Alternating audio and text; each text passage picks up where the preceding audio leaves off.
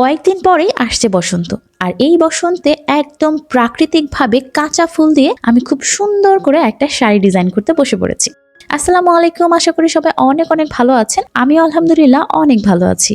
চারদিকে বসন্তের আগমনের বার্তা, এই জন্য কিন্তু এই বসন্তে তাকে সাড়া না দিয়ে পারা যাচ্ছে না। আর সেজন্যই ভেবেছি খুব সুন্দর করে একটা শাড়ি ডিজাইন করব, আর সেটাও একদম কাঁচা ফুল দিয়ে। আর এই তো এটা হচ্ছে সুতি গজ কাপড়, নর্মাল যে গজ কাপড়গুলো আমরা বাজারে কিনতে পাই 2 হাত বহরের, সেগুলো আমি নিয়েছি। এখানে টোটাল 5 গজ আছে।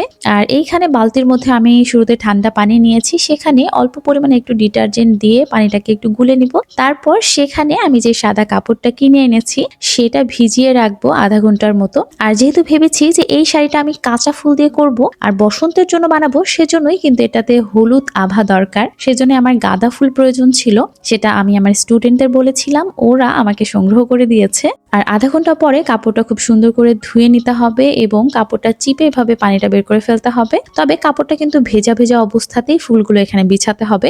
এইখানে আমি এই গাঁদা ফুলটা পেয়েছি, ওরা এই গাঁদা ফুলটা আমাকে এনে দিয়েছে। আমার কাছে মনে হয়েছে যে থোকা থোকা যে গাঁদাটা পাওয়া যায়, যেটাতে পাপড়ি অনেক বেশি থাকে, সেই গাঁদাটা পাওয়া গেলে বেশি ভালো হতো। আমি বলেছিলাম যে যদি কিনতে পাওয়া যায় আমি কিনে নিব, কিন্তু ওরা পায়নি। ওরা কয়েকবারই ঘুরে ঘুরে এই ফুলগুলা কালেক্ট করেছে। তো ফুলের পরিমাণটা আরেকটু বেশি হলে আমার মনে হয় ভালো হতো। যাই হোক, ভেজা অবস্থাতে কাপড়টা আমি খুব সুন্দর করে মেলে নিয়েছি, একদম লম্বা করে। তারপর আমি যেই ডিজাইনগুলো করতে চাই, যেভাবে করতে চাই শাড়িটা, সেই অনুযায়ী ফুলগুলো এভাবে পাপড়ি ছাড়িয়ে ছাড়িয়ে বিছিয়ে নিচ্ছি। শাড়ির পাড়ের যে অংশটা, সেখানে আমি ভারী করে ফুল বিছিয়েছি, কারণ এখানে আমি চাচ্ছি যে একটু গাঢ় কালার হোক, যাতে বোঝা যায় যে এটা পাড়ের অংশ। আর এটা হচ্ছে আঁচলের অংশ। আঁচলের অংশটাতেও কিন্তু আমি একটু ভারী করে 2টো লেয়ার দিয়েছি ফুলের, যাতে বোঝা যায় যে এটা আঁচলের অংশ। আর এই যে শাড়ির মাঝখানের অংশটাতে কিন্তু আমি ছিটা ছিটা করে ফুল দিয়েছি। আর এই ফুলগুলো কিন্তু আমি বিছিয়েছি শাড়ির অর্ধেকটা অংশে। এখন বাকি অর্ধেকটা অংশ সুন্দর করে এভাবে ভাঁজ করে দিব, যাতে করে আমি অল্প ফুলেই কভার করতে পারি। যদি ফুলের পরিমাণটা বেশি হতো তাহলে আমি হাতুড়ি দিয়ে এভাবে হাতুড়ি পেটা করতাম না। যেহেতু আমার কাছে ফুলের পরিমাণটা কম, সেজন্যই আমি হাতুড়ি দিয়ে একটু ফুলগুলোকে থেতে দিয়েছি, যাতে করে কালারটা ভালো আসে।